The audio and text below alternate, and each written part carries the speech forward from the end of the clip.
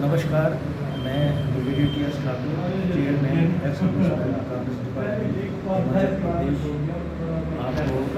अग्निवीर योजना के बारे में अवगत कराना चाहता हूँ।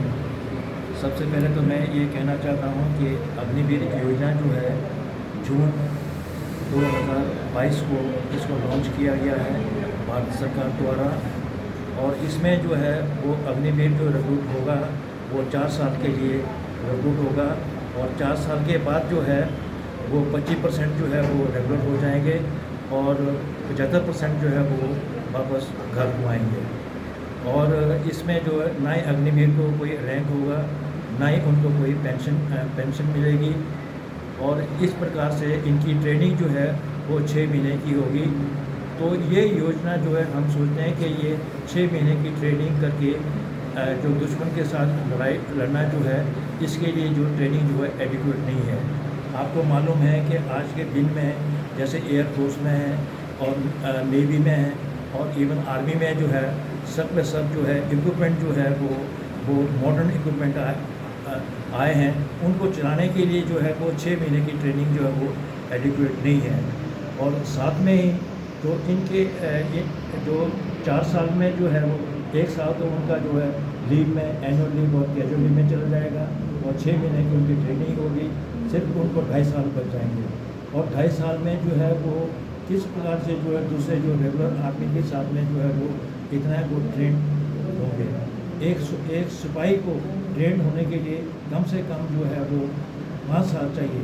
और जब वो रेजिमेंट में जाता है तो वहाँ पर रेजिमेंट की जो है वो उन्हें मोटिवेट करने के लिए उनको हुंकार भरी जाती है, तभी वो अपने देश के लिए और अपने रेजिमेंट के लिए जो है वो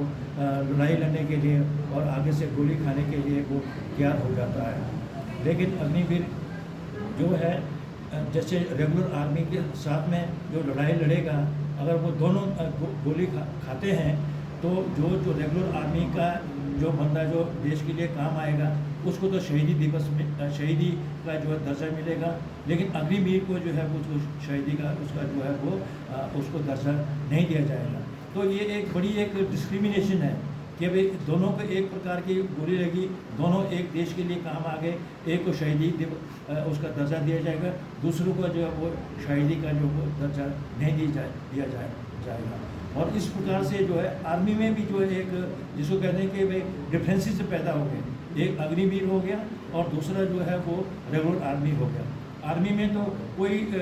किसी उससे नहीं जाना था, सिर्फ उसमें ये जाना था कि भाई ये सिपाही है, ये हौलदार है, ये JCO है, ये ऑफिसर है। लेकिन यहाँ पर अभी जो अग्निवीर जो योजना जो इसको इंट्रोड्यूस किया है उसमें तो ये होगा कि भाई ये अग्निवीर है, उसको जो है वो ठीक उसके नज़र से नहीं देखा जाएगा। इसमें जो है वो एक डिफेंसी जो है एक मतलब एक क्लास जो है वो ऐसे ये क्रिएट किया गया है जो कि वो आर्मी में स्पिरिट डी कोर के लिए वो ठीक नहीं है। तो और दूसरी बात ये है कि जब भी जो अग्निवीर का जो योद्धा जो देश के लिए काम आएगा और दूसरा जो रेगुलर आर्मी का जो सोल्जर है वो काम आएगा, तो उनके जो बाद में जो है उनके कंपनसेशन है, उनको एक्सग्रेशिया में उसमें बहुत अंतर है। जो हमारे अग्निवीर हैं उनको तो जो है वो जो इंश्योरेंस की जो पैसा है वो मिलेगा, और उसके बाद जो है 67 लाख जो है वो उनको जो है वो एक्सग्रेशिया मिलेगा। लेकिन आज के दिन में जो है ये अग्निवीर योजना इतनी डिफेक्टिव है कि अभी तक उनको जो है वो इंश्योरेंस का पैसा जो हमारे आज तक जो है तकरीबन 15 अग्निवीर जो है वो देश के लिए काम आए, और उनको जो है अभी तक भी जो है वो एक्सग्रेशिया पैसा नहीं मिला है। उनको जो पैसा मिला है वो मिला है इंश्योरेंस का, एक आर्मी ग्रुप इंश्योरेंस, और दूसरा जिस बैंक में उन्होंने तनख्वाह उनको मिलती है और उसमें उन्होंने अकाउंट है उससे जो वो उनको जो पैसा जो है वो मिला है। अभी तक तकरीबन 3 साल में जो है जो 15 लाख से लेकर से हमारी आर्मी जो है 11 लाख हो गई है, और ऐसे ये इंट्रोड्यूस चलती रहेगी तो हमारी आर्मी जो है बहुत कम हो जाएगी, और कम होने से क्या हुआ हमारे जो आर्मी जो है वो कमज़ोर होगी, और हम जो दुश्मन का जो है वो मुकाबला ठीक तरह नहीं कर पाएंगे, क्योंकि अग्निवीर जो है वो ठीक तरह ट्रेंड भी नहीं होगी। मेन चीज़